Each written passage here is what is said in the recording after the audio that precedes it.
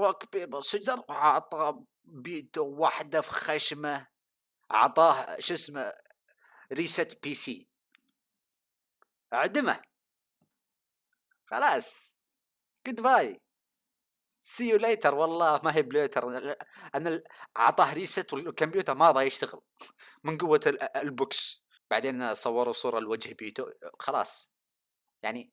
يعني ايش اقول لك؟ يعني نفس وضعية وشو هذا. لا اله الا الله. كانك ماشي 300 وداعم وشو، كانك ماشي 300 وداعم تريلا مدعومة.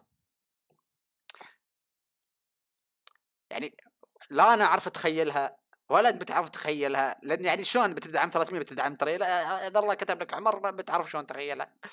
والله هذا اقرب وصف يعني. فوجه بيتم منعدم، لا اسنان لا عيون لا خشم رايح. على الاغلب ان مخ بيتو في ذيك اللحظه يشتغل بدون مذر بورد.